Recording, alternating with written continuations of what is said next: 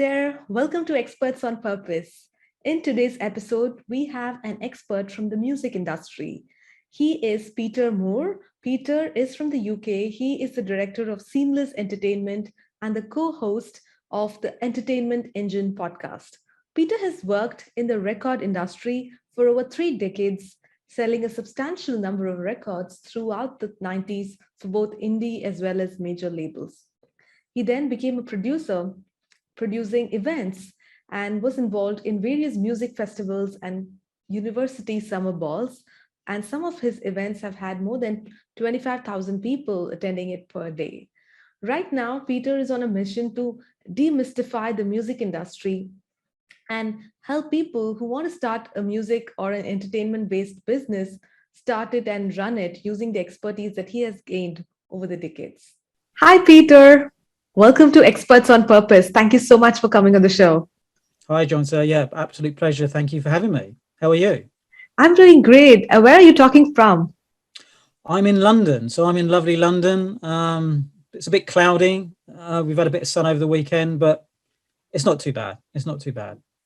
Great. So I am really curious to know, how did you get into this entertainment and music business? Were you always into this, or was it like a pivot that you had to take in the middle of your career? Um, yeah, it's a really interesting point. I was lucky enough to play professional sport for a while, and then I had an injury. I wasn't really sure what to do. And I've always had a love for the record industry, Mm-hmm. and I thought I sort of kept dabbling, really doing bits and pieces. Wasn't too sure. Then I Right. sort of decided to give it a go. My mum and dad sort of supported me for travel for a couple of years, and I ended up sort of getting a job at a label. Mm-hmm. Worked at that label for a couple of years. I learned how to put a record into store. I learned how to sort of do the promotional side of it. I learned how to sort of part marketing, part public relations. So it's quite a lot of sort of, I suppose, learning on the job effectively. Mm-hmm. We also made tea and coffee for quite a lot of people at the label. So I sort of got involved in really everything, to be honest. Right. Um, they then sort of, the label got sold, it got shut down, and it sort of got moved to sort of like a more of a bigger company. Mm-hmm. And then I went working for another label. A friend of mine owned a sort of subsidiary dance label that was supported by Sony. Mm-hmm. And they weren't particularly looking for anybody at that time, but because they knew me quite well, my mum worked with sort of the co-founder's wife, and it just sort of went from there, really. And it was a small team, 4 or 5 people, and they sort of put out sort of compilation albums, but 4 or 5 times a year. And I sort of cut my teeth on that. So I had quite good experience of 2 years, and then I ended up working with them for about probably 3 years, maybe a little bit longer. Mm-hmm. And then they sold the label. They just effectively, it was effectively one day. I think they had enough, really. Quite back in the 80s and early 90s, it was very expensive to put a record out, very expensive to do with the public relations and the promotion and the marketing. I mean, it still is, really. Um, yeah, so I sort of had 5 or 6 years sort of working at sort of quite a big label, and then sort of Mm-hmm. worked for like an independent label. And that was sort of my sort of part journey, really. Right. So, how did you start off on your own after working with these different record labels? When did you decide that let me just put together my own business, so to say? Well, that was when I was actually working at the sort of smaller label, and a friend of Mm. mine was he was sort of sabbatical student at one of the big universities where I live, Mm-hmm. and he phoned me up and said, "Oh, I've got an opportunity. I'm putting on the university summer ball for 5,000 people. Would you come and do it with me?" And I said, "But I've never put I've never put an event on. I put a record into a shop, into a store, but I've never put on an event." And his Mm. sort of words to me were, "Well, it's, let's just go and give it a go." And, and that was really sort of how I sort of pivoted from selling records to actually getting involved in the sort of the live festival music Right. space. And that was a real eye opener, because it was putting together a summer ball for 5,000 students, Mm. at a stately home. So we had to book all the acts. We had to make sure the venue was good. I learned all about insurance. I learned about sort of numbers, licensing, toilet facilities, Right. catering, Right. everything. And that was really sort of like a baptism of fire, really, for me. It Mm. was sort of like a summer of 6 months of full on, let's get on with it. And that sort of began my career doing live events for probably about 20 years. Okay, so this first event that you talked about happened 20 years ago. Yeah, it was about 90, maybe a bit longer, 97, something like that, Uh-huh. 1997. Um, and it sort of rolled from there. And then a friend of mine, son, was at university, and he owned a couple of sort of one week, he owned quite a big, large pub, but he also owned a really nice wine bar. And this wine bar was on sort of 3 floors. And the bottom floor was like a cellar, and it wasn't really used very much, but it was Mm-hmm. really big and open. It had a beautiful bar downstairs. And he just Right. said to me one day, "You've just done the university summer ball. How about running a night for me?" And I was like, "Oh, okay." Mm-hmm. So he basically gave me a trial run for 3 months.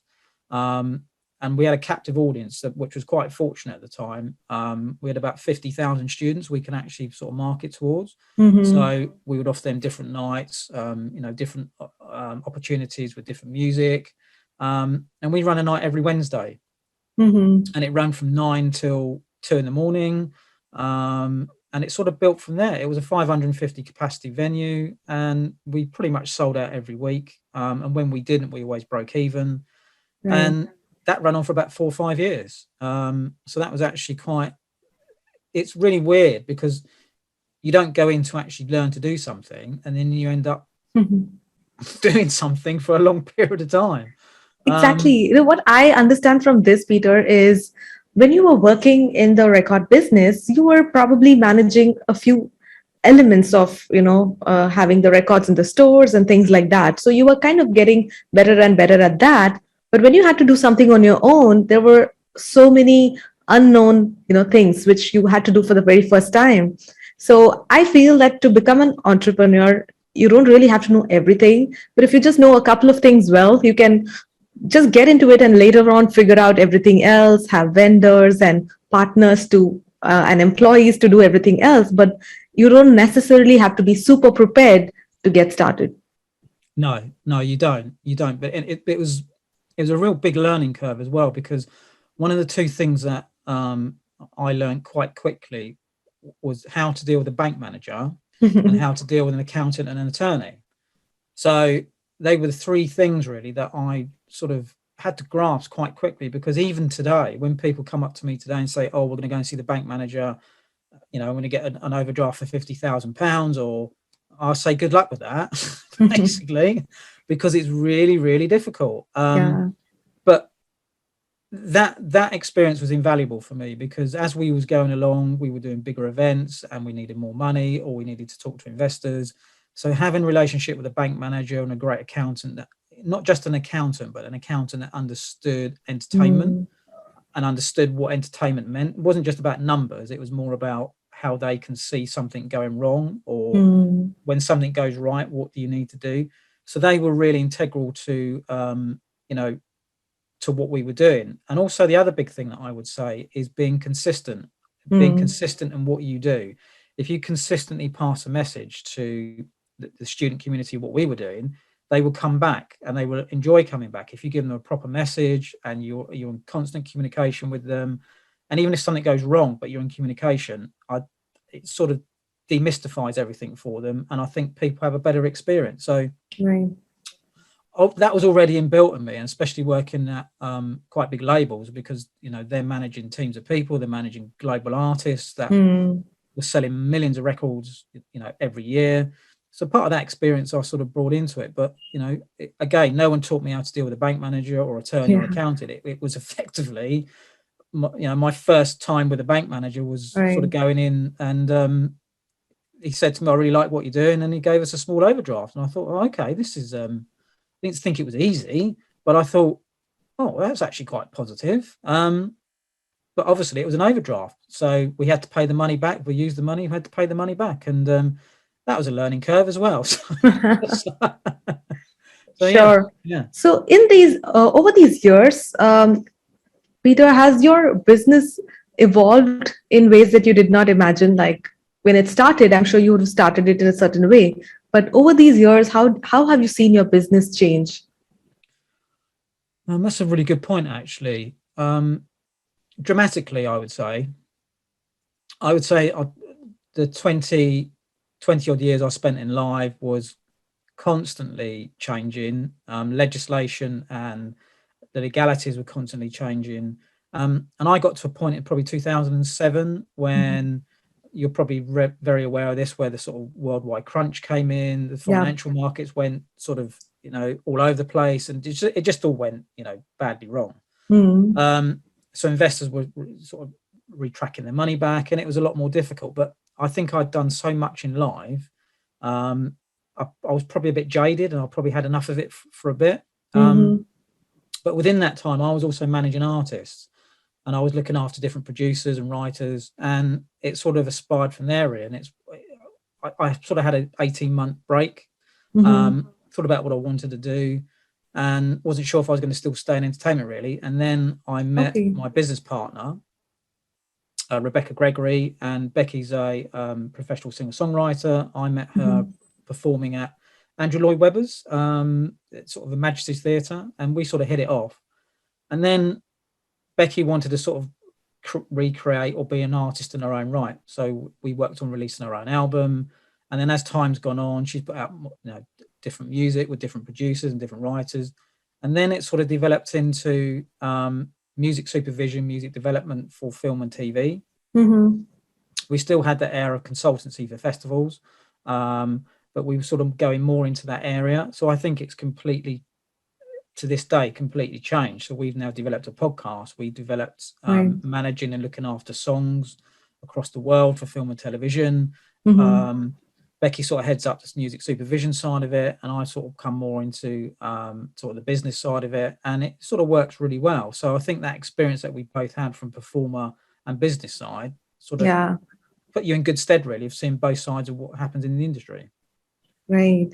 So what I notice here, Peter, is sometimes when we feel lost and or just bored and we feel like giving up, having another person with different skills and strengths can really help uh, change everything for the better. So in your case, it's your current business partner who brought in that difference, right? So how is it to actually have a solo owned business versus now having a partnership? Was that like a mental barrier that you had to overcome, or what did it just happen naturally for you? Yeah, that's a good question, actually. I think running festivals and running shows, I worked with a team of people, but it was more me that they came to. So it was really, Mm. really me that was effectively dealing with pretty much all the day-to-day nuts and bolts. Had people doing stuff, but not dealing with the bank, dealing with the accountant, dealing with the attorney. So they weren't really dealing with what I call the real nuts and bolts of what needed to be done, really. Um, so working with Becky, it was a bit of an adjustment for both of us, really, because she's a professional performer, so it was a bit new to her, Mm. um, and a bit new to me, because we certain things that Becky would ask me about the entertainment industry, and I would tell her, not that she wouldn't believe me, but she wasn't sure what I was saying. And now, after 10 years of being, working and together, she actually fully understands it. So I think that process has been a good process. Sometimes it's been challenging, and it's also been challenging because of the industry. And I think the industry can be very mysterious. It can be doesn't want to let you in. It doesn't want to tell you any information. So when somebody does find out the information, it can take quite a while to understand what that Mhm. information means, and what that person said to you. So I think it's been a learning curve, but I think it's been a good learning curve, and you just hopefully build from strength to strength, really. Right. So initially, when you started out doing music events and things like that, your target clients would have been these colleges who were doing the events. I mean, they wanted you to organize it for them, right? But now you work more with individual artists, or who exactly is your target client right now for the current business model that you have? We Now it's more of with festivals, and with shows. It was dealing with universities, and it was dealing with booking with acts. Then it was actually dealing with putting a whole festival together from scratch, from effectively what's in your mind, to Right. putting it on paper, and sort of making it happen. It's a bit like that today, but we have a catalogue of songs that we look after. We have a group of producers that we look after and work with, and we also have film directors that we work with and producers. So our models change, but the essence of what we do hasn't changed. So we manage that type of talent. We also manage different songs from around the world. So our day to day is pitching songs for film and television, is looking at opportunities for our producers. So, for example, we've got one of the film directors we work with at the moment. He's just putting his slate of movies together. He's got 4 or 5 movies. So he knows by coming to us, we can help him structure that slate, but we can also help structure the music for him, the composition for him. And also music is such a big thing in movies, and it can go wrong very, very quickly. So what you tend to find with producers and some directors is that they don't quite understand the mechanics of music.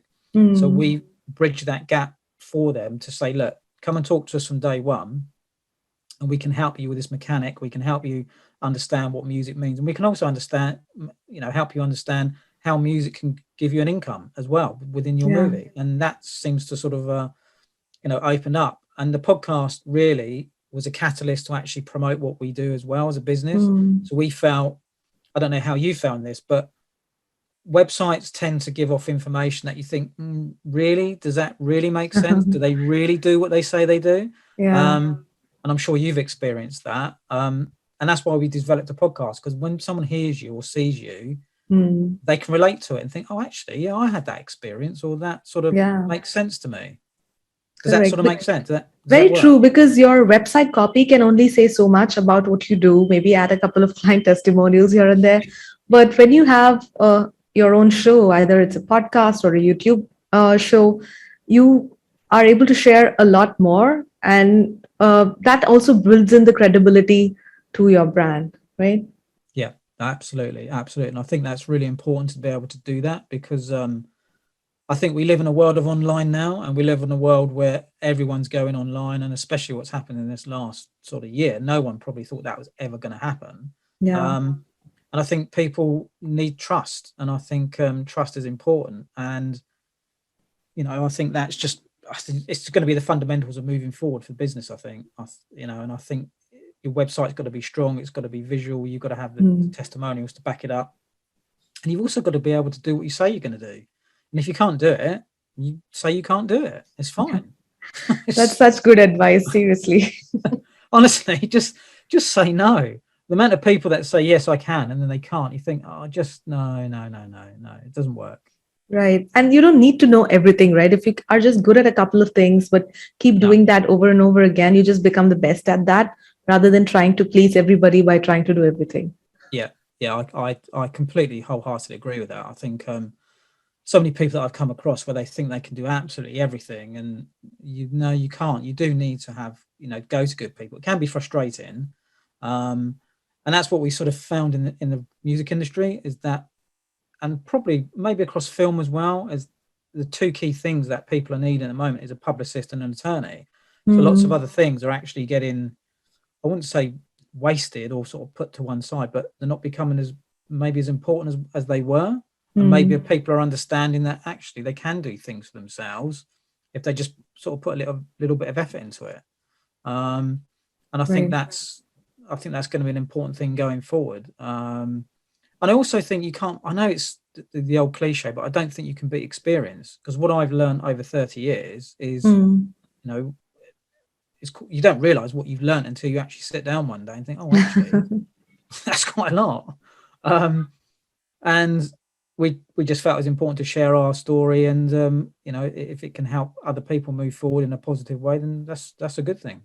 Right. So talking about your experience, you've been doing this for now more than 2 decades, Peter. So if you have to stay for this long in a particular industry, there has to be something that drives you that's much more than money and profits. So what's your bigger purpose for doing what you do?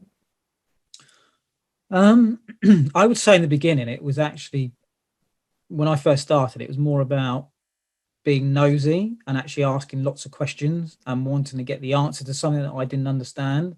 It was a lot of that, and it was like, well, no, I'll find out the answer to that because I want to know what's going on. So I think that stood me in good stead over many years, because you build up this wealth of knowledge of what answers you get, and then you use that answer into think, oh, actually, maybe I could do it that way. Mm. So I think that was really important for me. I think now it's amalgamating the whole sort of knowledge that I've got, but also keeping up to date with what's actually changing in the industry, because it changes every day. Mm. So what I knew 20 years ago is probably not as relevant today, but that there's still things in that you do that you think, oh, maybe we could do it that way, or the artist doesn't understand, what happened in 1995 because they weren't born. But that, for example, but that piece of information that I have could actually be relevant to them today because it helps them navigate in a different way. So I think I think you've got to not stop learning. I think you've got to be able to take lots of information in and then just process that. How fast or however slow you wish to do that is entirely up to the individual person.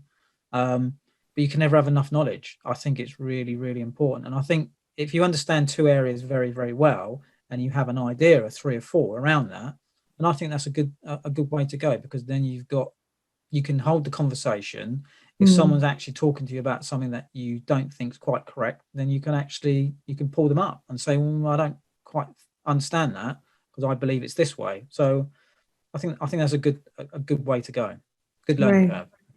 I'm sure all the learnings that you've had over the years, which you're now sharing through your podcast, is like such a great way to help the younger generation of people who are just getting into the industry, right? Yeah, I think we've sort of going back to earlier on with our conversation. It was a case of what can we do with the podcast, and is it Mm. going to work? Is it going to be relevant? And yeah, it has been really, really good. We've had some great guests on our show. We've reached out to all of them. We've had a few publicists come to us for some guests, which has been really good. But we sort of mixed that in with sort of really good people that have worked in entertainment for a long, long time, with also putting shows out of our knowledge about festivals, about how to put a band together, what a publishing company does, how to set up a record company.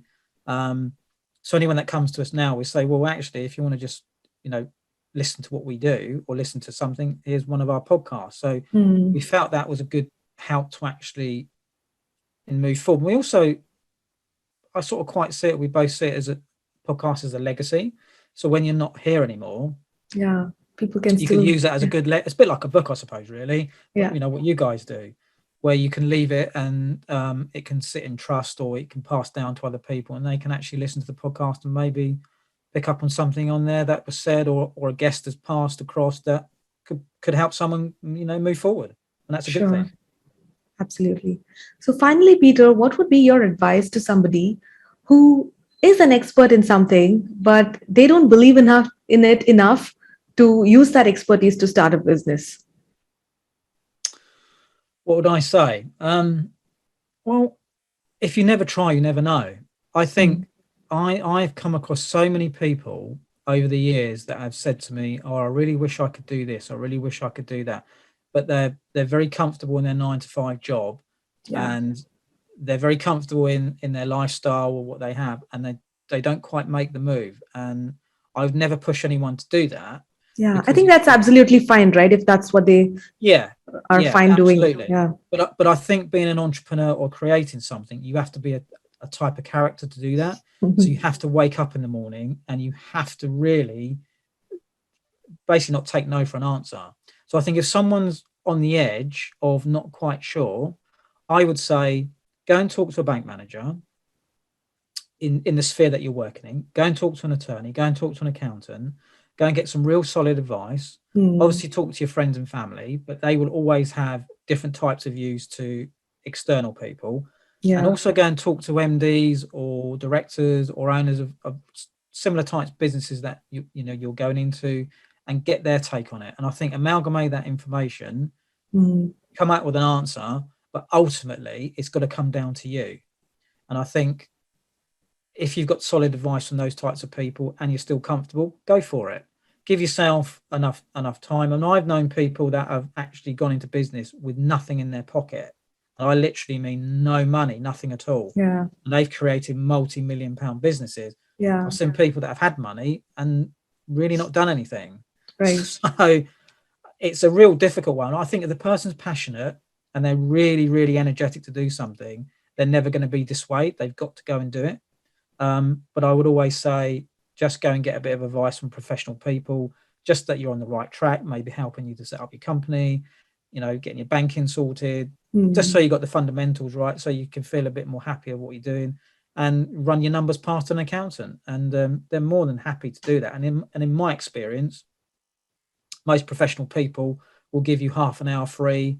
Sometimes they give you an hour free, so that you can use that time, really, really well, and then go away. And I think if you've got a great idea, go and tell the world, get on with it, see what you can do. Yeah, I think this is really useful because a lot of times we seek advice from the wrong people, like, your best friend or your cousin who don't know anything about what you want to do. So asking the right people for the right advice makes a world of difference.